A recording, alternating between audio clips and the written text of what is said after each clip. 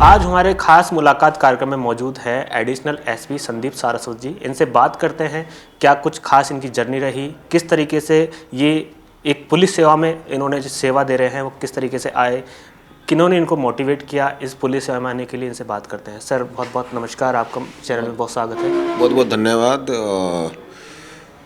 मैं संदीप सारस्वत अभी राजस्थान पुलिस सेवा का 2017 बैच का अधिकारी हूं और अभी एडिशनल एसपी बन चुका हूं। अभी प्रमोशन हुआ है हाल ही में और अभी assistant commissioner of police Gandhinagar circle के पद पर कार्यरत हूं।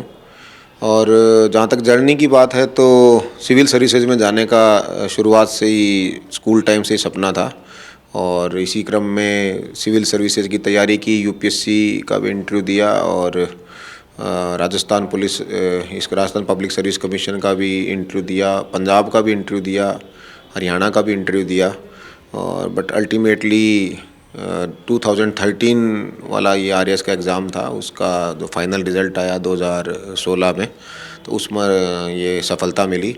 इससे पूर्व 4 साल सेंट्रल गवर्नमेंट में भी मैंने सेवाएं दी है, ministry of science and technology में।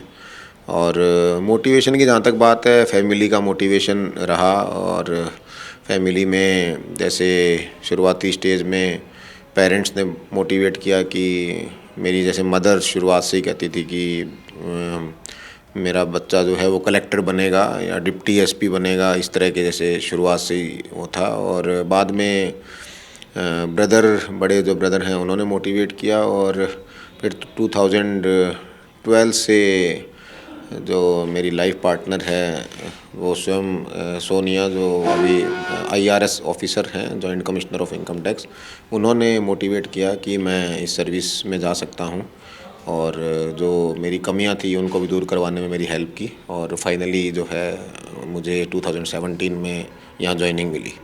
सर एक आइडल होता है किसी भी सर्विस में जाने के लिए, आपका कोई ऐसा आइडल जिसको आपने फॉलो किया?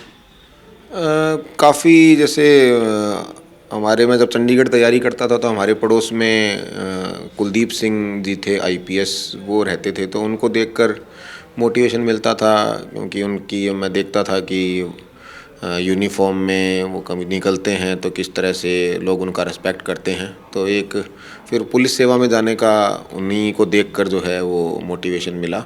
उसके अलावा और भी जैसे पुलिस अधिकारियों के इंटरव्यू वगैरह पढ़ते थे या ब्यूरोक्रेट्स के, तो जिन्होंने तैयारी की, सिलेक्शन हुआ, तो उससे हमेशा ये फील हुआ कि हम भी इस सर्विस में जा सकते हैं। सर पुलिस की एक अलग छवि जनता के बीच में है। पुलिस से कई लोग ऐसे कतराते भी, दूर होकर चलते, भाई यार पता नहीं क्या होगा क्या नहीं होगा, लेकिन एक इमेज बनाने वाली सब बात आती है जबकि हाँ पुलिस की इमेज किस तरीके से रहनी चाहिए और एक फैमिलियर जो नेचर होता है उसको लेकर क्या कुछ कहना है आपका? देखिए पुलिस की ये तो जैसे पुलिस वर्ड जो है, शब्द जो है, वो अपने आप में ही एक जैसे आप कह सकते हैं कि एक फोर्स, पुलिस के आगे फोर्स का जो इस्तेमाल होता है, तो फोर्स में कहीं ना कहीं एक नेगेटिव कोनोटेशन होता ही है कि करेक्शन के लिए पुलिस बनी है, रिफॉर्म करने के लिए बनी है कि कोई क्राइम कर रहा है तो उसको पकड़ने के लिए, उसको सज़ा दिलवाने के लिए। तो कहीं ना कहीं एक मैं मानता हूं कि भय पुलिस का होना चाहिए, लेकिन वो अपराधियों में ही होना चाहिए और आमजन में जो है पुलिस का विश्वास बना रहना चाहिए। उसके लिए जैसे हमारे पुलिस में कम्युनिटी लाइजनिंग ग्रुप बनाते हैं हम कि पब्लिक से जो है कम्युनिटी जो जुड़े और जो आपस में जो अविश्वास की स्थिति है या जो पुलिस के लिए उनके मन में जो डर है वो दूर हो सके।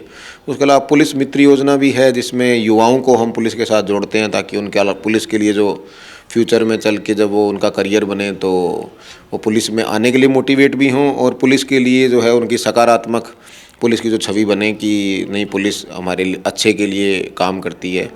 और उसके अलावा जो है ये तो है ही है कि ये ब्रिटिश सिस्टम चला आ रहा है ब्रिटिश टाइम से, तो उसमें धीरे धीरे सुधार हो रहा है। अब आप देखते हैं तो काफ़ी ट्रांसपेरेंसी आ गई है, ऑनलाइन परिवाद दर्ज होने लग गए हैं, ऑनलाइन एफआईआर भी कटती है। आप जो है विभिन्न स्तर पर जो है आपकी कोई कंप्लेन है उसका अवलोकन कर सकते हैं कि आपकी कंप्लेन का डिस्पोजल हुआ है नहीं हुआ। तो अब धीरे धीरे जैसे डेमोक्रेटिक सोसाइटी में हम इवोल्व होते जा रहे हैं, तो उस तरह से धीरे धीरे पुलिस के लिए जो मन में डर है या जो नेगेटिव छवि है वो भी धीरे धीरे दूर होगी। सर अब तक की आपने जो सेवा दी है उसमें कुछ ऐसी चुनौतियां देखने को मिली, हाँ यार भाई ऐसा केस आया इसमें बहुत ऐसा लगा कि हाँ कहीं ना कहीं ये मेरे लिए बहुत टफ वो है टाइम है, तो ऐसा भी कुछ देखने को मिला आपको? हाँ बिल्कुल, इस तरह के केसेस आते ही हैं। मैं जैसे ट्रेनिंग टाइम में जब था तो मैं कोतवाली एसएचओ ट्रेनिंग टाइम में यहाँ जयपुरी लगा हुआ था, तो वहाँ एक बहुत बड़ी चोरी हुई थी। तो उससे पहले जब मेरे ज्वाइन करने से पहले भी 10 से ज़्यादा चोरियाँ हो चुकी थी। उस चोरी जो जिसकी मैं बात कर रहा हूँ वो 47 लाख रुपए की चोरी थी जो ज्वेलर के यहाँ से हुई थी। तो उस समय व्यापारियों ने धरना प्रदर्शन करने का जो है वो मानस बना रखा था। और उसके अलावा उन्होंने जैसे ये कि पहले भी चोरियां हुई वो खुली नहीं थी, तो उस चोरी को जब मैंने खोला तो पहले तो काफ़ी उसके लिए काफ़ी टेंशन भी रही कि इतनी बड़ी चोरी है कैसे काम करेंगे। लेकिन फिर जैसे हमारी नीयत अगर पॉजिटिव होती है, साफ़ होती है, तो कि हम इंटेंशन ये रखते हैं कि हाँ इसको हमने क्राइम को जो है वो खोलना है, तो उसमें ईश्वर भी हमारा साथ देता है। तो कुछ ऐसे क्लू मिले कि हम फाइनली उस चोर तक पहुंच गए और वो पूरे 47 लाख रुपए की हमने जो रिकवरी करवाई। वो केस बड़ा चैलेंजिंग था। उसमें प्रोबेशन टाइम में ऐसे केस करने के कारण थोड़ा जैसे एक टफनेस भी आई कि हाँ कैसे इन केसेस को डील करना है। और उसके अलावा एक हमारे मन में जो डर होता है पब्लिक से बात करने का या इस तरह के क्राइम को खोलने में, जैसे ऐसे हमें फील होता है कि नहीं खुल पाएगा, तो वो भी दूर हुआ जो आगे सर्विस में भी काम आया। सर आपकी सर्विस में कुछ ऐसे केसेस भी देखे हैं जिन्होंने कई, जैसे दिनेश एमएन जैसे अधिकारी है, उन्होंने आपको कुछ ऐसा लगा कभी कि हाँ यार ये वाला केस अगर मेरे पास होता तो मैं इसको हैंडल करता? कुछ रिग्रेट ऐसे रहे हैं आपके दिल में? नहीं, ज़रूर जब बड़े केसेस पुलिस खोलती है तो रियल में हमें ऐसे फील होता है कि हाँ हमें इस टीम का हिस्सा होना चाहिए। जैसे दिनेश एमएन सर के अंडर जैसे पूरी अभी ये एंटी गैंगस्टर टास्क फोर्स काम कर रही है। उसके अलावा जैसे वो बड़े केसेस खोलते हैं तो हमारा भी मन करता है कि हम उनके जैसी पुलिसिंग करें और उनके अंडर काम करें। तो अभी जैसे हमारे पुलिस कमिश्नर हैं जयपुर के बीजू जोसेफ सर, तो उन्होंने जैसे अभी ये गोगा मेडी वाला केस जो है उनके नेतृत्व में पूरी टीम ने खोला। तो हमारा भी हर एक पुलिस अधिकारी का, ये पुलिसकर्मी का ये मन होता है कि मैं ऐसे बड़े केसेस का हिस्सा बनूं जिससे कि मुझे भी नाम मिले, प्रतिष्ठा मिले। एक बड़े ओहदे पर हैं आप, समाज, आपके समाज से भी लोग हैं, युवा हैं जो कहीं ना कहीं इस सेवा में आना चाहते हैं, उनके लिए भी कुछ ऐसा संदेश देना चाहेंगे कि किस तरीके से मोटिवेट रहें, और जो आजकल के युवा भटक रहे हैं उनको क्या संदेश देना चाहेंगे? मैं तो एक ही संदेश देना चाहूँगा कि आप दुनिया में लाखों लोग जो है वो डेली पैदा होते हैं और लाखों लोग जो है वो स्वर्गवासी हो जाते हैं। तो आप एक अपना नाम बनाकर जो है इस दुनिया में जाएं, एक विज़न रखें।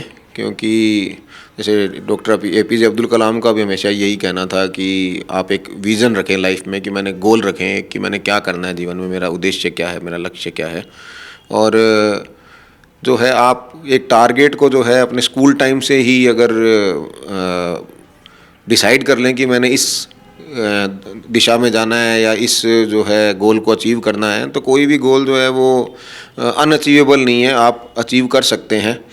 आप ये देखिए कि जो भी सिविल सर्विसेज में अधिकारी काम कर रहे हैं और तो वो हमेशा से उनके माइंड में कहीं ना कहीं एक थॉट था in the back of mind कि मुझे इस सर्विस में जाना है। तो ऐसा ही मेरे साथ था कि मैं शुरू से जैसे ये सोचता था कि सर्विस में जाना है, तो कोई भी टारगेट जो है वो अनअचीवेबल नहीं है। लेकिन दूसरी चीज़ ये है कि उसके लिए, क्योंकि अभी कंपटीशन बहुत ज़्यादा है, तो आपको बहुत मेहनत करने की ज़रूरत है। और एक बार फेलर मिल जाए तो उसको ये सोचना है कि ये फेलर जो है मुझे स्ट्रॉन्ग बनाने के लिए आई है और ये जो गलती मैंने की इस बार, वो गलती मैं आगे नहीं करूँगा। जैसे मैंने 2009 में हरियाणा सिविल सर्विसेज का interview for the first time दिया और सिर्फ 22 साल की एज में। तो उसमें मेरा सिलेक्शन नहीं हो पाया क्योंकि वहाँ प्रोसीजर थोड़ा अलग होता है। तो उसमें क्या है कि मैं इस मामले में नेगेटिव नहीं हुआ कि मैंने यही, जैसे जिस दिन रिज़ल्ट आया फाइनल इंटरव्यू के बाद, तो मुझे सिर्फ इंटरव्यू में 21 मार्क्स मिले थे, पर मैं नेगेटिव नहीं हुआ। मैंने यही सोचा कि यार मैं इतनी कम एज में इंटरव्यू तक पहुंच गया, तो ये मेरे लिए अपने आप में बड़ा अचीवमेंट है। तो इसका मतलब ये है कि मैं आगे और बड़े टारगेट जो है अचीव कर सकता हूं। तो उसमें हार मानने वाली कोई बात नहीं है। आप अपनी वो फेलियर है उसमें कुछ पॉजिटिव देखें कि मैंने इसमें कुछ ना कुछ तो अचीव किया। और नॉलेज जो है वो it is like a fixed deposit. वो कहीं ना कहीं काम आता है। इस एग्ज़ाम में काम नहीं आएगा, वो अगले एग्ज़ाम में काम आ जाएगा। जैसे राजस्थान एडमिनिस्ट्रेटिव सर्विस के लिए मैंने अलग से कोई पढ़ाई नहीं की, यूपीएससी के लिए जो तैयारी करा था उसके अलावा राजस्थान की बुक पढ़ी और उससे मेरा ईजीली जो है ये एग्ज़ाम क्लियर हो गया। तो आप ये मान के चलें कि आप जो पढ़ रहे हैं वो कहीं ना कहीं काम आएगा ही आएगा। तो और दूसरा, आजकल युवा जो है ये नशे की प्रवृत्ति बढ़ती जा रही है, और तो मैं उन युवाओं को यही कहना चाहूँगा कि आप अपने पेरेंट्स, जब भी आपके मन में कुछ गलत करने का ख्याल आए तो आप अपने पेरेंट्स की शक्ल याद करें कि उनके आपसे क्या सपने हैं, वो आपके लिए कितनी मेहनत कर रहे हैं। आपके फादर कहीं साइकिल पर घूम रहे होंगे, आपकी जो मदर है वो किसी के चूल्हा चौका करके आपको पढ़ा लिखा रही होगी।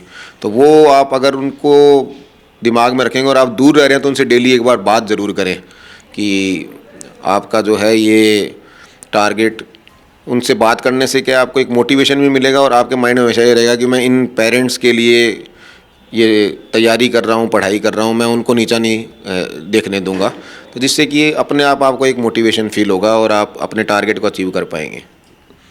ये थे हमारे साथ संदीप सारस्वत जी। इन्होंने बताया कि पुलिस सेवा में मैंने जो सपना देखा पुलिस में आने का, उसको किस तरीके से पूरा किया, और युवाओं को भी इन्होंने एक ज़रूरी संदेश दिया है। कैमरा पर्सन वीनू के साथ मैं हेमंत शर्मा, जयपुर।